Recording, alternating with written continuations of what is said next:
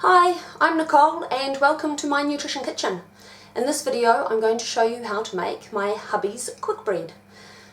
In our house we prefer homemade bread rather than store-bought, and I need a gluten-free one, so I make my own gluten-free, and hubby is quite happy with a normal wheat bread because we don't always have a spare couple of hours to make the traditional slower style of bread where you've got to knead it and then let it rise, knead it again, leave it to proof before baking it. So this one is just more like making a cake. You mix together all the ingredients, put it into the loaf tin and pop it in the oven. So let's get started. The equipment needed for making this quick bread is a large bowl, some spoons, something to mix the bread up with, measuring jug, and a couple of loaf tins. Ingredients for this bread are wholemeal flour, high-grade flour, instant dried yeast, salt, a selection of, here we have seeds and oats and even the bottom of the crumbs out of the Wheat Bix packet.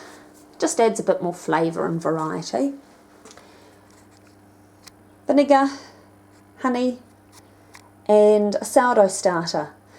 Hubby likes the flavour of the sourdough in the bread, but it is optional. You don't have to add it if you don't have a starter, though the recipe does come with how to make a starter.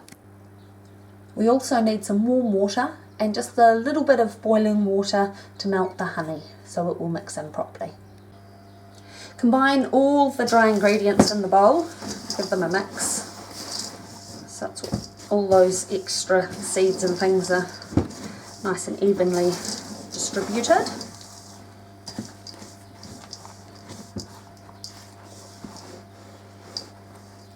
Then make a well in the middle, and that's where we're going to pour in all the wet ingredients. So we add the sourdough starter if you're using it, otherwise you can just use water.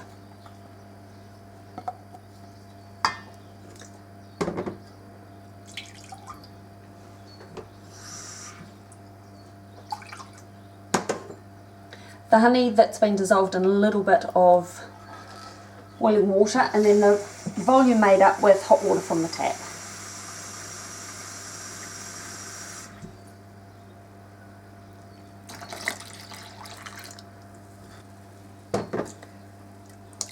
And a little bit of vinegar.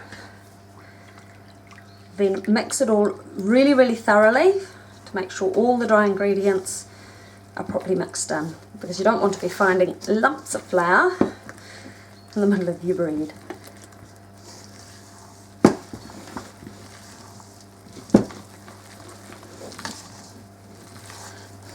This bread dough is a lot moister than usual bread dough because you're not going to be doing all the kneading with it.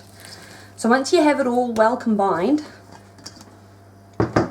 take your greased and floured loaf tins.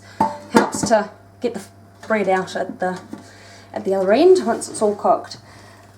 So divide your dough in half and put half into each of the tins. And I just put a bit of oil into the bottom of the bowl, the duty bowl, and use that, all your hands, and then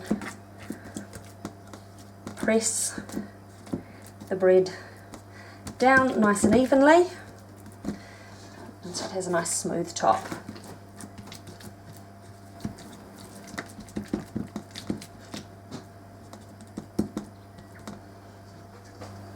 Place the loaf tins into a low temperature preheated oven, and I'll stay in there for 20 minutes, and then the temperature will be increased to the bake temperature. We will take them out when they are done. Once the loaves are baked, remove them from the oven and leave them to sit for a few minutes before turning them out to cool on a rack. One way you can test to see if they are cooked is just tap them on the bottom, and if it sounds hollow, they're done in the middle. If it doesn't sound hollow, pop them back in the oven for another few minutes. Because there's no preservatives in this bread, it means you'll need to slice it and keep it in the fridge or freezer after a couple of days, especially in summertime. Otherwise it'll go mouldy before you can eat it all. To purchase a copy of this recipe, please go to my website www.nutritionkitchen.co.nz. The recipe also includes details on making and keeping a sourdough starter if you'd like to give that a try. Thanks for watching. Bye!